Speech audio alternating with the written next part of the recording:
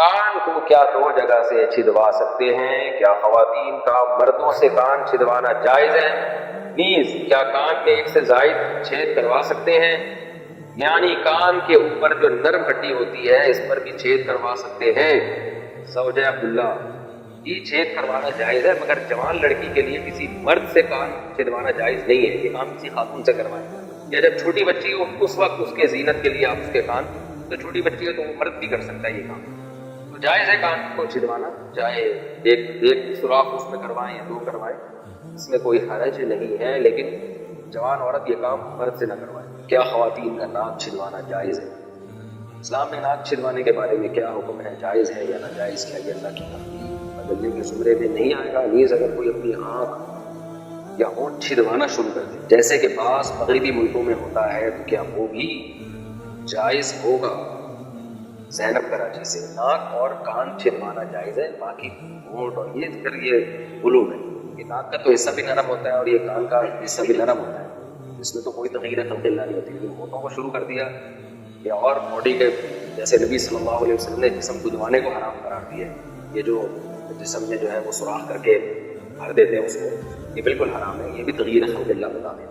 غسل کے وقت کان کی بالیاں اتارنا ضروری ہے کیا؟ ایس کی حالت میں کانوں میں جو بالیاں پہنی جاتی ہیں یا ناک میں پہنا جاتا ہے، کیا غسل کرتے وقت اس کو دھونا لازمی ہے؟ بنت عنایت، ڈیرہ اسماعیل خان۔ جی ہاں، دھونا لازمی ہے، اگر ہلانے سے پانی اندر پہنچ جاتا ہے تو نکالنا ضروری نہیں ہے، اگر ہلائے بغیر یعنی وہ جو ناک میں ہے یا کان میں بالی ہے اس کو نکالے بغیر سوراخ میں پانی نہیں پہنچتا تو پھر اس کو دھونا لازمی ہے، اس کو کھولنا اور پانی پہنچانا لازمی ہے، بہمی نہ بنے، تھوڑا سا بھی یوں کرے تو پانی پہنچ جاتا ہے آرام سے، اس کو ہلا لیں اچھی طریقے سے بالی کو، کانوں میں جو خواتین کے بالیاں ہوتی ہیں پانی کا چھینٹا ڈال کے نا اچھی طرح سے بالی کو ہلا لیا جائے اور پانی پھینکا جائے تو پانی پہنچ جاتا ہے۔ کیا خلا کے بعد نکاح ہو سکتا ہے؟ ایک خاتون ہی ہے، میرا 1 مہینے پہلے خلا ہوا ہے، اب ہم دوبارہ نکاح کرنا چاہتے ہیں، تب خلا میں میری مرضی شامل نہیں تھی، ہماری فیملی کے مسائل کی وجہ سے یہ ہوا تھا، ہم دونوں نے اپنے منہ سے کچھ نہیں کہا تھا، صرف کاغذات پر دستخط کیے تھے، کیا یہ خلا ہو گیا تھا؟ جی ہاں ہو گیا تھا، اگر میاں نے دستخط کر دیے تھے تو اگر اس پہ 3 طلاقیں نہیں لکھی تھی، خلا کا لفظ لکھا ہوا تھا تو یہ 1 طلاق بائن ہے، آپ جب چاہیں دوبارہ نکاح نئے منہ کے ساتھ کر سکتے ہیں، آئندہ شوہر کو 2 طلاق ہو گئے۔ کتے کا منہ لگ جائے تو جسم ناپاک ہو جائے گا۔ عابد صاحب آسٹریلیا سے، اگر کتے کا منہ یا زبان جسم یا کپڑے کے کسی حصے میں لگ جائے تو کیا کریں؟ کیا اسے پاک کرانا ضروری ہوگا؟ اور پاک کرنے کا کیا طریقہ ہوگا؟ دیکھیں، منہ لگنے سے ناپاک نہیں ہوتا، زبان لگ جائے گی یعنی تھوک لگ جائے گا نا کپڑوں پہ تو کپڑے ناپاک ہو جائیں گے، اور اس کا وہی طریقہ ہے جو ہم ناپاکی کو دور کرنے کا طریقہ ہے، آپ پانی سے دھو لیں، اس کو 3 دفعہ دھو لیں، ویسے تو آج کل نلکوں سے تھوڑا سا رگڑ کے دھو لیں بس پاک۔ کیا نامحرم کے سامنے کھاتے وقت نقاب ہٹا سکتے ہیں؟ میں 1 سال سے شرعی پردہ کر رہی ہوں، مجھے نامحرم کے سامنے پردہ کرتے ہوئے کھانا کھانا بہت مشکل لگتا ہے، مجھے کئی سارے لوگوں نے کہا ہے کہ آپ مجبوری کے وقت نقاب ہٹا سکتے ہیں، تو کیا کھانا کھاتے وقت میں نقاب ہٹا سکتی ہوں؟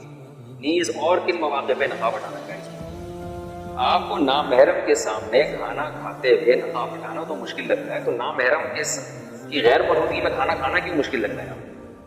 کیا مجبوری ہے کہ نامحرم کے سامنے ہی بیٹھ کے آپ نے کھانا کھانا؟ آپ نامحرم کے سامنے نہ کھائیں، آپ تھوڑا سا محرم کے سامنے کھا لیں کھانا، یا کہیں اور بیٹھ کے کھا لیں۔ تو جب نامحرم سامنے ہو تو جوان لڑکی کے لیے اس کے سامنے منہ کھولنا، چہرہ کھولنا جائز نہیں، اس میں فتنے کا اندیشہ ہے، اس لیے آپ سائڈ پہ ہو جائیں، اس پہ اللہ آپ کو اجر دے گا۔ ویسے بھی پردہ رہا کہاں جب منہ کھول ہی لیا اس کے سامنے ہو، تو پھر کیا ہو بات ہے، پردے کا کیا فرق ہے؟ یا تو مکمل پردہ کرنا ہے تو پھر پراپر طریقے سے کریں، یہ زیادہ اچھی بات ہے جو اللہ نے آپ کو ہمت دی ہے۔ وراثت تقسیم ہونے سے پہلے باغ میں پھل لگا، میرے دادا کا انتقال کچھ سال پہلے ہو گیا تھا، ان کی وراثت تقسیم نہیں ہوئی ہے، ہمارے گھر میں جوائنٹ فیملی کی طرح کیمپس گھر میں بنا ہوا ہے جس میں زمینیں اور باغ وغیرہ ہیں، اسے ہم سب بغیر کسی پابندی کے استعمال کرتے ہیں، اسی طرح باغ پھل وغیرہ بھی لگاتے ہیں، اس کا کیا حکم ہوگا؟ عادل صاحب انڈیا سے، بہت غلط کر رہے ہیں آپ، دادا کی وراثت کو فوراً تقسیم کریں، تقسیم میں یہ نہیں کہ اس کے ٹکڑے کر دیں، بلکہ یہ جو ہے نا واضح کر دیں کہ اس وراثت میں کس کا کتنا حصہ ہے، اور سب کا کوئی پرسنٹیج پتہ چل جائے، اس حساب سے اس باغ کے جو پیداوار ہے اس کو تقسیم کیا کریں۔ یہ اس طرح مشترک طور پہ کھانا، اس میں بعض دفعہ تلفی ہو رہی ہوتی ہے، بہت سے لوگوں کی بعض موسم کی دل و خاطر نہیں ہوتی، دل کی خوشی نہیں ہوتی، تو یہ غلط کر رہے ہیں آپ. فوراً اس کو یہ طے کریں کہ کس کا کتنا حصہ ہے، پھر جو اپنا حصہ لینا چاہے اس کو اس کی قیمت دے دیں یا آپ کو تقسیم کریں، وہ پھر اگلا مرحلہ ہے. پہلی فرصت میں آپ کو یہ طے کرنا پڑے گا. بال لمبے اور گھنے کرنے کا نسخہ، میرے بال بہت زیادہ گر رہے ہیں، میں ہر قسم کا تیل استعمال کر چکی ہوں لیکن کوئی فائدہ نہیں ہوتا اور اب تو جلد بھی نظر آنے لگی، برائے مہربانی مجھے کوئی ایسا نسخہ بتائیں بال لمبے گھنے اور پیارے ہو جائیں. میں کوئی قبلہ حکیم صاحب نہیں ہوں، نہ میں ڈاکٹر صاحب ہوں، نہ میں کوئی بالوں کا اسپیشلسٹ ہوں جو میں آپ کو بتاؤں کہ بال گرنا بند ہو. آپ ایلفی سے چپکا لیں، میرے پاس تو یہی بہترین نسخہ ہے. پورے سر میں آپ ایلفی بکھیر دیں، انشاءاللہ مزید بال آپ کے نہیں گریں گے. اور اگر گرنا شروع ہو تو اس کا مطلب ہے ایلفی ختم ہو رہا ہے، وہاں سے ہٹ رہی ہے، دوبارہ لگا دیں. اور تمام دوائیں بچوں کی منہ سے دور رکھیں، اور میں یہی کہہ سکتا ہوں جو میرے ڈاکٹر سنے استعمال سے قبل بوتل کو چھڑا ہلا لیں، پھر بھی آرام آئے. غسل میں کلی اور ناک میں پانی ڈالنے کا حکم. غسل کے دوران اگر ایک دفعہ کلی اور ناک میں پانی چڑھا لیں تو کیا یہ کافی ہوگا یا 3 بار کرنا ضروری ہوگا؟ حاشر صاحب کراچی سے. دیکھیں ایک بار تو کلی کرنا غسل میں منہ بھر کے اور ناک میں پانی ڈالنا یہ فرض ہے، فرض تو ادا ہو جائے گا، غسل ہو جائے گا. لیکن سنت مؤکدہ یہ ہے کہ کم سے کم 3 بار منہ بھر کے کلی کی جائے اور 3 بار ناک میں پانی ڈالا جائے. تو سنت مؤکدہ کوئی عذر ہو تو چھوڑ سکتے ہیں، کوئی عذر نہ ہو تو سنت مؤکدہ کا چھوڑنا اچھا عمل نہیں ہے. غسل میں کلی اور ناک میں پانی ڈالنا.